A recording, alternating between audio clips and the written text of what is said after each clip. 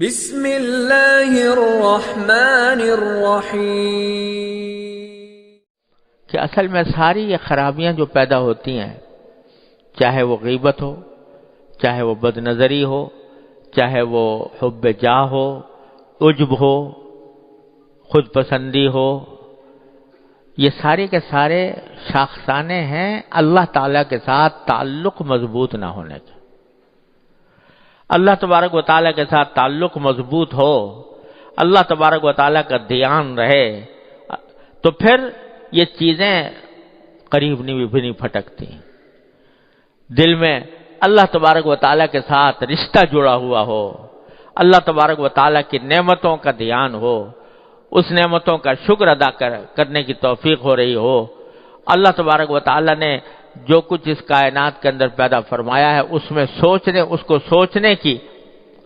اس کے اوپر فکر کرنے کی، اس کو سوچنے کی عادت پڑی ہوئی ہو، تو پھر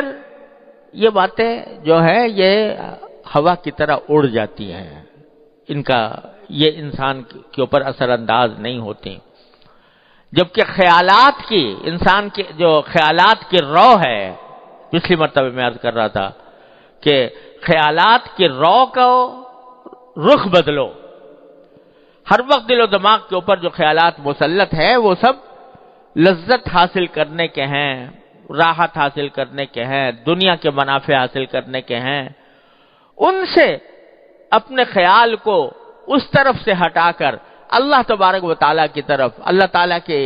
حاکمیت کی طرف، اس کی خالقیت کی طرف، اس کے انعامات کی طرف، اس کی نعمتوں کی طرف، اس کی طرف دھیان کو پلٹاؤ، اور ایسا ہو جائے کہ اللہ تبارک و تعالیٰ کا دھیان رہے۔ دل میں جو خیالات آئیں، وسوسے بھی آئیں، تو اللہ تبارک و تعالیٰ کی عظمت کے، اس کی محبت کے، اس کے انعامات کے وسوسے آئیں۔ اللہم اجعل وساوس قلبی خشیتک و ذکرک واجعل ہمتی و ہوایا فیما تحب و ترضی، نبی کریم صلی اللہ علیہ وسلم نے دعا سکھائی۔ تو جب یہ خیالات کی رو اس طرف پلٹتی ہے، خیال تو آئے گا، کوئی نہ کوئی آئے گا۔ خانہ خالی رہ دیو می گیرت، اگر خالی ہو گئے،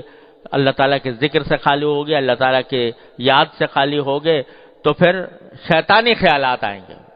شیطانی وساوس آئیں گے۔ اسی لیے نبی کریم سرور عالم صلی اللہ علیہ وسلم نے تلقین فرمائی کہ ان یکون لسانک رطبا بذکر اللہ، تمہاری زبان اللہ کے ذکر سے تر رہے، چلتے پھرتے اٹھتے بیٹھتے زبان پر ذکر ہو اللہ تبارک و تعالیٰ کا۔ ارے بھائی، نہ اس میں کوئی محنت ہوتی ہے، نہ اس میں کوئی مشقت لائق ہوتی ہے، نہ کوئی پیسہ خرچ ہوتا ہے۔ جا رہے ہو نا، چل رہے ہو، تو جاتے ہوئے چلتے ہوئے کوئی ذکر زبان پر لے آؤ، کوئی حافظ ہے تو تلاوت کرتا رہے، کوئی درود شریف پڑھ لو، کوئی سبحان اللہ پڑھ لو، الحمدللہ پڑھ لو، لا الہ الا اللہ پڑھ لو، اللہ اکبر پڑھ لو۔ چلتے پھرتے عادت ڈالو کہ زبان اللہ تبارک و تعالیٰ کے ذکر سے تر رہے۔ شروع میں صرف زبان تر ہوگی، لیکن جوں وقت گزرے گا اور عادت پڑے گی تو وہ زبان تر ہونے کے ساتھ ساتھ انشاءاللہ دل بھی اللہ کی یاد سے تر ہوگا۔ بعض لوگ سمجھتے ہیں کہ زبانی ذکر کرنے سے کیا حاصل، زبانی ذکر کرنے سے کیا، جبکہ دل میں اللہ تعالیٰ کا خیال نہ ہو، تو یہ خیال بھی شیطان کا دھوکہ ہے۔ یہ پہلی سیڑھی ہے، اگر یہ سیڑھی نہیں چڑھو گے تو آگے کی منزل پر تک بھی نہیں پہنچ سکتے۔ تو شروع میں زبان ہی کو تر رکھو اللہ تبارک و تعالیٰ کے ذکر سے، چلتے پھرتے اٹھتے بیٹھتے زبان پر اللہ تعالیٰ کا ذکر ہو، تو رفتہ رفتہ یہ بھی ہونے لگے گا کہ بھئی سبحان اللہ تو پڑھ رہا ہوں، الحمدللہ تو پڑھ رہا ہوں، لیکن الحمدللہ کیوں کہہ رہا ہوں کہ ساری تعریفیں اللہ کے لیے ہے، کیوں کہہ رہا ہوں کہ اللہ تعالیٰ پاک ہے ہر چیز سے؟ تو ذہن اس طرف جانے لگے گا کہ دیکھو اللہ تبارک و تعالیٰ کی یہ پھیلی ہوئی کائنات ہے، اس میں اس کے تجلی کے مظاہر نظر آ رہے ہیں، اور یہ جو کچھ کائنات میں ہو رہا ہے اسی کے حکم سے ہو رہا ہے، اسی کی مشیت سے ہو رہا ہے، وہی کارساز ہے، وہی ملک مشکل کشا ہے، وہی حاجت روا ہے۔ یہ خیالات پہ رفتہ رفتہ آنے لگیں گے، اور پھر یہ ہو جائے گا کہ آدمی کو چلتے پھرتے بھی اور اٹھتے بیٹھتے بھی اللہ تبارک و تعالیٰ کی یاد اس کے دل میں ہوگی، اس کی نعمتوں کے اوپر شکر ادا کرنے کا جذبہ ہوگا۔ تو ایک وقت ایسا آ جاتا ہے کہ پھر دوسرے خیالات کم پڑ جاتے ہیں، کم ہوتے ہوتے ختم ہو جاتے ہیں۔ ہمارے حضرت فرماتے تھے، حضرت عارفی قدس اللہ تعالیٰ سر، حضرت حکیم الامت رحمۃ اللہ علیہ کا یہ قول نقل فرماتے تھے کہ اب تو کچھ ایسا ہو گیا ہے کہ جیسے یوں کہہ رہے ہیں کہ اب یہ کر لو، اب یہ کر لو، اب یہ کر لو، یعنی اللہ تبارک و تعالیٰ کی طرف دھیان کی ایک صورتحال پیدا ہو گئی ہے کہ قدم قدم پر ایسا لگتا ہے کہ اللہ تبارک و تعالیٰ یوں فرما رہے ہیں کہ ایسا کر لو۔ تو ہر وقت اللہ تعالیٰ کے ساتھ ذات سے تعلق مضبوط ہو جاتا ہے۔ حضرت فرماتے ہیں کہ حضرت بیماری کے عالم میں جو مرض وفات تھا اس میں آنکھیں بند کیے ہوئے لیٹے رہتے تھے، تو اس حالت میں کبھی کوئی آدمی آ کے کوئی دوا کے لیے کوئی بات کہہ دی یا کوئی ایسی، تو کبھی مختصر جواب دیتے۔ جب زیادہ دیکھا کہ لوگ اس طرح کر رہے ہیں تو ایک مرتبہ فرمایا، کیوں ایک مشغول آدمی کو تنگ کرتے ہو، کیوں ایک مشغول آدمی کو تنگ کرتے ہو؟ حالانکہ بظاہر دیکھنے میں تو مشغول کچھ بھی نہیں، بستر پہ پڑے ہیں، آنکھیں بند ہیں، ہاتھ پاؤں چل نہیں رہے، لیکن فرمایا کیوں ایک مشغول آدمی کو تنگ کرتے ہو؟ تو مشغول کاہے سے ہیں؟ مشغول ہے اللہ تبارک و تعالیٰ کے ذکر سے، اس کی فکر سے، اس کی یاد سے۔ تو اللہ تبارک و تعالیٰ اپنے رحمت سے اپنے ذات کے ساتھ یہ تعلق عطا فرما دے تو پھر یہ سارے جو جھنجٹ ہیں غیبتوں کے اور برائیوں کے اور حب جاہ کے اور حب مال کے اور حب دنیا کے اور بد نظری کے، اور یہ سب جو ہیں وہ ختم ہو جاتے ہیں۔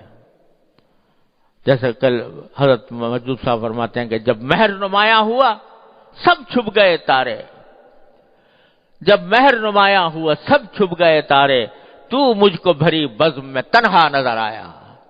تو پھر یہ ساری کائنات میں ایک ہی جلوہ نظر آتا ہے، وہ ایک ہی چیز، ایک ہی جلوہ نظر آتا ہے، انسان کے سامنے پھر کوئی اور چیز نہیں رہتی، اللہ تبارک و تعالیٰ ہی کا جلوہ، اللہ تعالیٰ ہی کا ذکر، اسی کی یاد، اسی کی فکر، اسی کی نعمتوں کا شکر۔ اور اگر کوئی تکلیف بھی پہنچی ہے، اگر کوئی تکلیف بھی پہنچی ہے تو اس تکلیف کے اوپر بھی یہ خیال ہوتا ہے کہ یہ میرے مالک کی طرف سے اس کی مشیت کا ایک حصہ ہے، اور اس مشیت کے اندر ہی مصلحت ہے، مجھے اس پر اجر مل رہا ہے۔ کانٹا بھی چبھ جاتا ہے تو وہ مجھے اجر عطا فرماتے ہیں، کوئی مجھے تشویش لائق ہوتی ہے تو اس پر بھی وہ اجر عطا فرماتے ہیں۔ تو تکلیف کی حالت ہو یا راحت کی حالت ہو، ہر صورت میں اللہ تبارک و تعالیٰ کے ذکر و فکر سے انسان کا دل آباد رہتا ہے۔ تو یہ اللہ تبارک و تعالیٰ کے ساتھ تعلق ہے جو انسان کو ان ساری گناہوں سے بچاتا ہے۔ کہاں کا عجب، کہاں کا تکبر، جب اللہ تبارک و تعالیٰ کی ذات کی طرف دھیان لگ گیا، اس کے ساتھ تعلق مضبوط ہو گیا، تو پھر کہاں کا عجب اور کہاں کا اپنی کوئی حقیقت نظر نہیں آتی۔ اللہ تبارک و تعالیٰ کے عظمتوں کا استحضار کرنے کے نتیجے میں کبھی آدمی کے پر خیال بھی نہیں گزر سکتا کہ میں کوئی ایسی چیز ہوں کہ جو قابل ذکر ہو، سب کچھ ان کی عطا ہے۔ میرے حضرت والد ماجد رحمۃ اللہ علیہ تعالیٰ ان کے درجات بلند فرمائے۔ اللہ اکبر کبیرہ۔ مرض وفات سے کچھ دن پہلے ایک دن کبھی کبھی حضرت شعر بھی فرماتے تھے، تو ایک شعر فرمایا تھا، اور وہ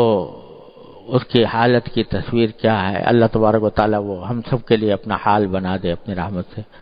فرمایا کہ تیرا جمال ہے، تیرا خیال ہے، تو ہے، تیرا جمال ہے، تیرا خیال ہے، تو ہے، مجھے یہ فرصت کاوش کہاں کہ کیا ہوں میں تو ہر وقت تیرے جمال، تیرے کمال میں، تیری ذات میں محور مگن ہوں تو مجھے یہ کام فرصت رکھی ہے کہ میں اپنے بارے میں سوچوں کہ میری کیا حقیقت ہے اور میں کتنا بڑا ہوں اور کتنا چھوٹا ہوں. تیرا جمال ہے، تیرا خیال ہے، تو ہے، مجھے یہ فرصت کاوش کہاں کہ کیا ہوں میں. یہ اللہ تبارک و تعالی سے تعلق جب اپنی رحمت سے اللہ تعالیٰ اس کو مضبوط فرما دیتے ہیں تو یہ کیفیت ہو جاتی ہے. تیرا جمال ہے، تیرا خیال ہے، تو ہے. ہر وقت، ہر آن، ہر وقت، ہر آن، ہر کام میں. بظاہر آدمی دنیا کے کام میں لگا ہوا ہوتا ہے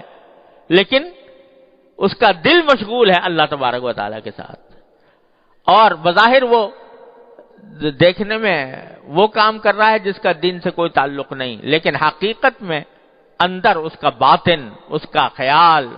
اس کا دھیان وہ اللہ تعالیٰ کی طرف ہے. دست بیار و دل بیار و دست بکار کا ہاتھ تو کام میں لگے ہوئے ہیں لیکن دل اللہ تبارک و تعالیٰ کی طرف متوجہ ہے. میں نے اپنے والد ماجد قدس اللہ تعالیٰ سرہ سے سنا، حضرت فرماتے تھے کہ ایک مرتبہ حضرت حکیم الامت قدس اللہ تعالیٰ سرہ کے خلفاء میں سے حضرت مفتی محمد حسن صاحب رحمۃ اللہ علیہ، ان کے مدرسے میں، امرتسر میں ان کا مدرسہ تھا، تو وہاں ایک مرتبہ حضرت کے کچھ خلفاء کا اجتماع ہوا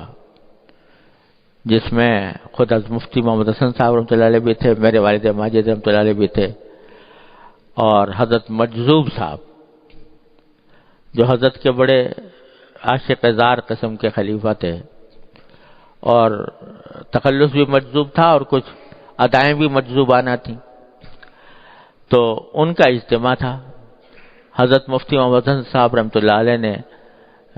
کچھ کھانے کی دعوت کی ہوئی تھی، تو کھانا ہوا. کھانے کے بعد وہ آم کا موسم تھا، آم لائے گئے، سب نے آم چوسے، اور اس دوران حضرت مجذوب صاحب چونکہ شاعر آدمی تھے تو شعر بہت سناتے رہے، غزلیں بھی سناتے رہے،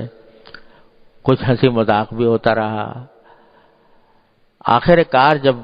کافی دیر مجلس گزر گئی تو حضرت مجذوب صاحب نے فرمایا کہ بھئی بتاؤ کس کس کو غفلت ہوئی، یعنی اس کھانے پینے میں، اس دعوت میں، اس مجلس میں، ہنسی مذاق میں کس کس کو غفلت ہوئی. غفلت کے معنی یہ کہ آدمی اللہ تعالیٰ کے ذکر سے غافل ہوا. تو بہت نے کہا کہ جی ہم سبھی اس وقت تو کھانے پینے میں لگے ہوئے ہیں اور اس چیز میں لگے ہوئے تھے. فرمایا الحمدللہ مجھے غفلت نہیں ہوئی. یعنی اس ہنسی مذاق کے ماحول میں بھی، اس کھانے پینے کے ماحول میں بھی، اس دوستانہ مجلس کے ماحول میں بھی الحمدللہ مجھے غفلت نہیں ہوئی. کیا مانا کہ یہ سب کچھ ہو رہا تھا ظاہری اعتبار سے، لیکن دل اللہ تبارک و تعالیٰ کی طرف متوجہ تھا. اس ہنسی مذاق کی مجلس میں جو لطف آ رہا تھا وہ بھی اللہ تعالیٰ کی عطا تھی، اور اس کی عطا ہونے کے ناطے اس سے اس کا شکر ادا ہو رہا تھا کہ اللہ آپ نے یہ اچھی مجلس عطا فرمائی ہے، اچھا کھانا عطا فرمایا ہے، اچھی لذتیں عطا فرمائی ہیں. تو اس وقت بھی اللہ تبارک و تعالیٰ سے رشتہ الحمدللہ قطع نہیں ہوا تھا، جڑا ہوا تھا اللہ تبارک و تعالیٰ سے. تو یہ کیفیت ایسا نہیں ہے کہ کوئی ناممکن بات ہو، کوئی محال چیز ہو، ناممکن العمل ہو جاتی ہے. اور ہوتی کس طرح ہے کہ مشق سے، بار بار کرنے سے، ایک چیز کے تکرار سے پھر وہ عادت بنتی ہے، اور عادت جو ہے وہ پھر آخر کار فطرت ثانیہ بن جاتی ہے انسان کی، کہ اس میں ہر کام کے ساتھ دوسرا عمل بھی. یہ تو نبی کریم سرور دو عالم صلی اللہ علیہ وسلم نے مختلف مواقع پر دعائیں سکھائیں کہ بیت الخلاء میں جا رہے ہو تو یہ پڑھو، اور باہر نکل رہے ہو تو یہ پڑھو، بستر سے اٹھو تو یہ پڑھو، مسجد کی طرف جا رہے ہو تو یہ پڑھو، مسجد میں داخل ہو رہے ہو تو یہ پڑھو، نکل رہے ہو تو یہ پڑھو، بازار میں جاؤ تو یہ پڑھو، کھانا کھاؤ تو یہ پڑھو، پانی پیو تو. یہ کیوں؟ یہ اس لیے کہ تاکہ یہ کام بھی کرتے رہو اور ان کاموں کا رشتہ اللہ تبارک و تعالی سے بھی جوڑتے رہو. ہر لمحے، ہر تھوڑی دیر کے بعد، ہر تھوڑے وقفے کے بعد رجوع اسی طرف ہے، اللہ تعالیٰ کی طرف۔ اے اللہ آپ کا شکر ہے آپ نے یہ عطا فرما دیا، اے اللہ آپ کا شکر ہے کہ آپ نے یہ نعمت عطا فرمائی، اے اللہ ہم آپ سے مانگتے ہیں کہ ایسا کر دیجئے۔ یہ سارا دعائیں جو سکھائی گئی ہیں نبی کریم سرور عالم صلی اللہ علیہ وسلم کی طرف سے ادعیہ ماثورہ، یہ انتہائی عجیب و غریب نسخہ ہے جو نبی کریم سرور عالم صلی اللہ علیہ وسلم نے بندے کو عطا فرما دیا ہے اپنے اللہ تعالی سے تعلق جوڑنے کا۔ تو یہ اسی لیے ہے کہ کام کچھ بھی کر رہا ہو انسان، لیکن اس کا رشتہ اللہ تبارک و تعالیٰ سے جڑا ہوا ہو، اللہ تعالیٰ کی یاد اس کے دل میں ہو، اللہ تعالیٰ کا ذکر اس کے دل میں ہو، تو جب یہ کیفیت ہو جاتی ہے تو پھر یہ ساری گناہ اور ساری معصیتیں اور منکرات یہ دھوئیں کی طرح اڑ جاتے ہیں اللہ تعالیٰ کے فضل و کرم سے۔ پھر انسان کو کچھ یاد نہیں رہتا سوائے اللہ تبارک و تعالیٰ کی نعمتوں کے، اس کے ذکر و فکر کے۔ اور یہ چیز جو ہے بھائی ایک تو مشق سے حاصل ہوتی ہے، دوسرے صحبت سے حاصل ہوتی ہے، کہ جب ایسے لوگوں کے ساتھ اٹھنا بیٹھنا ہوگا جو اللہ تبارک و تعالیٰ کے ساتھ جڑے ہوئے ہیں، تو اس اٹھنے بیٹھنے کے نتیجے میں وہی کیفیت ہمارے اندر بھی آ جائے گی۔ اور اگر ایسے لوگوں کے ساتھ اٹھنا بیٹھنا ہوا جو غافل ہیں، اللہ بچائے غفلت میں ہیں، کہ اللہ تعالیٰ کی طرف دھیان نہیں جاتا، اللہ تعالیٰ کے سامنے حاضر ہونے کی کوئی فکر نہیں ہوتی، موت کا دھیان نہیں ہوتا، اور وہ غفلت کے عالم میں زندگی گزار رہے ہیں، ان کے ساتھ جب اٹھنا بیٹھنا ہوگا، ان کے ساتھ ہر وقت کی نشست و برخاست ہوگی، تو پھر وہی غفلت ہمارے اندر بھی آئی۔ صحبت کا انسان کے اوپر بہت اثر پڑتا ہے، لہذا اٹھنا بیٹھنا بھی ایسے لوگوں کے ساتھ ہو، مجلسیں ایسے لوگوں کے ساتھ ہوں جو یہ حضرت صحابہ کرام رضی اللہ تعالیٰ عنہ کے بارے میں حدیث میں آتا ہے کہ وہ جب ایک صحابی دوسرے صحابی سے ملتے تو فرماتے اجلس بنا نؤمن ساعتن، آؤ ذرا ہمارے ساتھ بیٹھ جاؤ، کچھ دیر ایمان کی بات کر لیں، کچھ دیر ایمان کا عمل کر لیں۔ تو یہ اس لیے کہ یہ مجلسوں کا اور انسان کی صحبت کا انسان کے اوپر بہت زیادہ اثر پڑتا ہے۔ تو ایسے لوگوں کی صحبت اختیار کرنے کی ضرورت ہے کہ جن کو اللہ تبارک و تعالی نے جن کا رشتہ اپنے سے جوڑا ہوا ہے، اور جتنی صحبت زیادہ ہوگی اتنا ہی وہ رنگ اپنے اندر بھی پیدا ہوگا۔ تو اور دوسرے مشق کرنے سے کہ اکثر و بیشتر جو اپنے ارد گرد چیزیں نظر آ رہی ہیں اس میں جو نعمتیں اللہ تبارک و تعالیٰ کی سامنے آ رہی ہیں، ان کے واسطے سے اللہ تبارک و تعالیٰ کا شکر ادا کیا جائے، اس کا دھیان کیا جائے کہ دیکھو میرے مولا نے میرے لیے کیا کچھ مہیا کر رکھا ہے۔ تو بس اس طرح رفتہ رفتہ انسان کے اندر یہ صفت آنے لگتی ہے۔ اور یہ بھی عرض کر دوں، ہمارے حضرت والا فرمایا کرتے تھے کہ یہ صفت ان دو عملوں سے، یعنی ایک صحبت سے اور دوسرے مشق سے آتی ہے، لیکن اس طرح آتی ہے کہ غیر محسوس انداز میں آتی ہے، یعنی وہ ترقی ہوتی ہے لیکن ترقی جو ہے وہ بعض اوقات پتہ نہیں چلتی، لیکن جب آدمی لگا رہتا ہے تو وہ ترقی ہوتی ہے۔ اور اس کی مثال حضرت یہ دیا کرتے تھے کہ جیسے ایک بچہ ہے، اس کی عمر بڑھتی ہے، تو عمر بڑھنے کے ساتھ ہر روز ترقی ہو رہی ہے اس کے اندر، یہاں تک کہ دیکھتے ہی دیکھتے بالغ ہو جاتا ہے، بڑا ہو جاتا ہے، جوان ہو جاتا ہے۔ لیکن اگر کوئی ہر روز ناپے کہ کل میں کتنا انچ تھا اور آج کتنا انچ ہوں، تو کچھ بھی پتہ نہیں چلے گا فرق، لیکن ہو رہی ہے ترقی، بڑھ رہا ہے آگے کی طرف۔ تو وہ محسوس جب لگا ہوا ہو محنت میں، کوشش میں، الذین جاہدوا فینا میں داخل ہو اور کوشش میں لگا ہوا ہو، تو پھر ترقی ہوتی ہے، اگرچہ اس کو محسوس نہ ہو، اور اگر محسوس نہ ہونا ہی اس کے حق میں رحمت ہے، کیونکہ اگر محسوس ہونے لگے بہت زیادہ تو اللہ بچائے کبھی خود پسندی میں مبتلا ہو جائے، لہذا